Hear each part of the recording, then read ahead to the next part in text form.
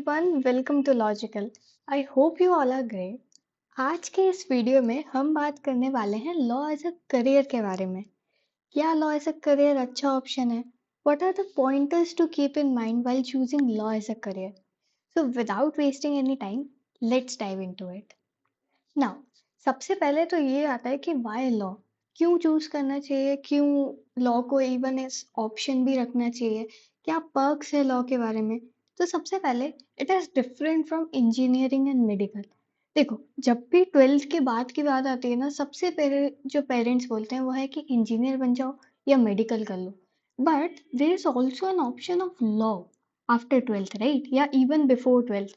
तो इंजीनियरिंग और मेडिकल से हट के अगर कुछ करना है तो लॉ एक ऑप्शन हो ही सकता है।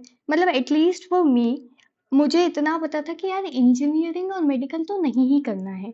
तो उसके बाद क्या ऑप्शन आया कि हाँ ठीक है, लॉ एज अ करियर भी ऑप्शन हो सकता है। बहुत लोग इसी वे में लॉ के अंदर आते हैं कि मैथ्स नहीं पढ़नी पड़ेगी, फिर बाद में पता लगता है कि नहीं, मैथ्स तो लॉ में भी है। बट स्टिल इंजीनियरिंग और मेडिकल से हट के कुछ है। सेकेंडली ऑफ कोर्स इंटरेस्ट है कि नहीं है। आपका अगर इंटरेस्ट है पहले से, अगर आपकी फैमिली मेंबर्स या कोई है या किसी रिलेटिव को आप जानते हो वो लॉ में है, देन उससे आपका इंटरेस्ट आया होगा मे बी कि हाँ लॉ भी एक करियर ऑप्शन है, इसको करना चाहिए या नहीं। एक अच्छा ऑप्शन फाइनेंशियल इंडिपेंडेंस के बेसिस पे भी। क्यों, ऐसा तो है नहीं कि फाइनेंशियल इंडिपेंडेंस के चलते लॉ लॉ को चूज नहीं करते। Even it is one of the most fruitful job options, है ना। तो इसमें क्या क्या जॉब ऑप्शंस है वो हम आगे देखेंगे। बट हाँ, फाइनेंशियल इंडिपेंडेंस प्रोवाइड करता है, स्कोप फॉर ग्रोथ। अब ऐसा नहीं है कि लॉ कर रहे हो तो सिर्फ लॉ में ही अटके रह जाओगे या एक दो ऑप्शन रहेंगे। बहुत सारे ऑप्शंस रहते हैं, बहुत सारे अपॉर्चुनिटीज लॉ आपके लिए ओपन करता है। जैसे हो गया यूपीएससी, टीचिंग वगैरह, वो हम आगे देखेंगे। बट हाँ, स्कोप जो है ग्रोथ का वो लॉ प्रोवाइड करता है एंड बहुत अच्छा ऑप्शन है when it comes to all these criteria. Okay, now आगे बढ़ते हैं। करियर ऑप्शंस क्या है? सबसे पहले तो आता है कि बनेंगे क्या। तो litigation is one of the options. मतलब जो प्राइवेट प्रैक्टिस करते हैं ना कोर्ट में, उसको लिटिगेशन कहते हैं एंड वो एक अच्छा ऑप्शन आता है। फिर आता है जुडिशरी। अगर आपको जज बनना है या जज is a very reputable job और आप चाहते हो कि नहीं वो बेनिफिट्स भी आपको मिले, वो प्रोफेशन में आपको जाना है, आपको यू नो वैसी चीजें जो चलती है उसमें इंटरेस्ट आता है, then judiciary is also an option. Corporate lawyer, ना आपको लॉयर बनना है लेकिन खुद की प्रैक्टिस नहीं करनी, तो एक कॉर्पोरेट लॉयर भी एक अच्छा ऑप्शन है। What is a corporate lawyer? जैसे कोई फर्म है जिसमें बहुत सारे, एक बड़ी सी फर्म है जिसमें बहुत सारे लोग एम्प्लॉय है जो कि लॉयर्स हैं। They work as a corporate employee under that firm, that is a corporate lawyer, जिसका इन्वायरमेंट एकदम कॉर्पोरेट फर्म की तरह ही होता है। जैसे कोई भी सेक्टर होता है कॉर्पोरेट सेक्टर, वैसे ही एक होता है corporate lawyer. Then legal advisor. What is a legal adviser?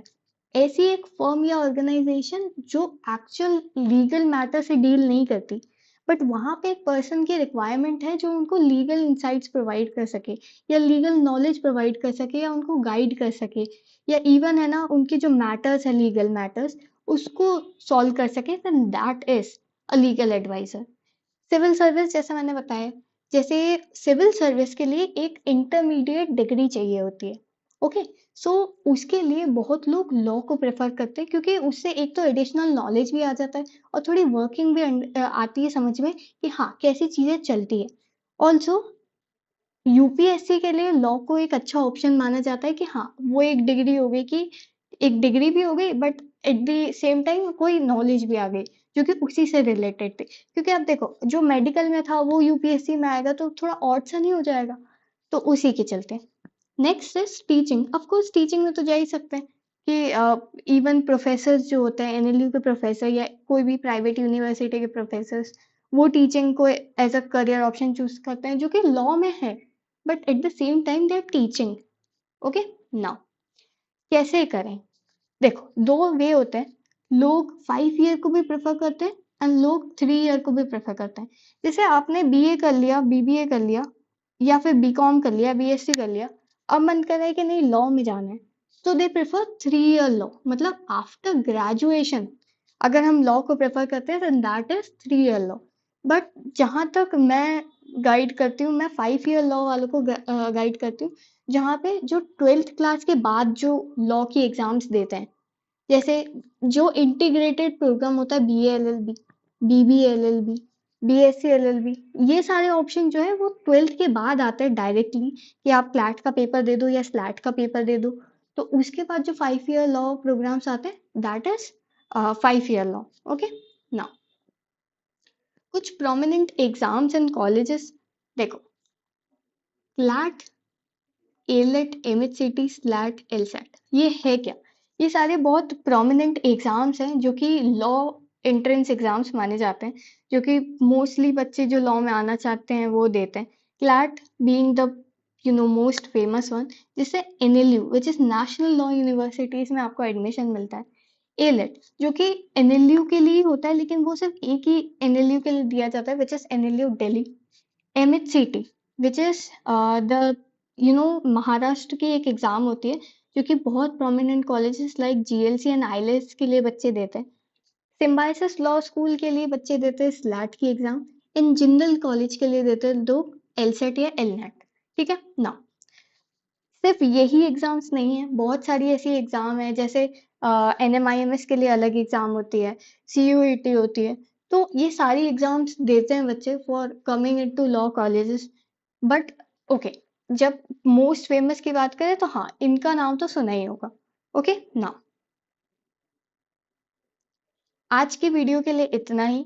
अ, मैंने सारी इन्फॉर्मेशन कवर करने की कोशिश की है कि क्या-क्या एग्ज़ाम्स है, क्या-क्या कैसे करते हैं लोग, करियर ऑप्शंस क्या है। अच्छा, एक बात और ध्यान रखना, these are not the only career options, इसके बाद भी बहुत सारे करियर ऑप्शंस हैं। बट हाँ, ये सबसे प्रोमिनेंट करियर ऑप्शंस है जो कि कोई भी लुक फॉरवर्ड करता है जैसे ही वो लॉ प्रोफेशन में आना चाहता है। आई होप इसको देख के आपको सब समझ में आया होगा कि कैसी लॉ चीज़ें चलती है। अगर आप चाहो तो टेलीग्राम को भी सब्सक्राइब कर सकते हो, यूट्यूब को भी सब्सक्राइब कर सकते हो, एंड इंस्टाग्राम पे भी कुछ कंटेंट आता है तो उसको भी फॉलो कर सकते हैं। बट उन सब की जो लिंक है वो डिस्क्रिप्शन में मिल जाएगी, तो अगर चाहो तो वहाँ से उसको देख लेना। This is it for today's video. आज की वीडियो हम यही एंड करते हैं। See you next time, take care, bye bye.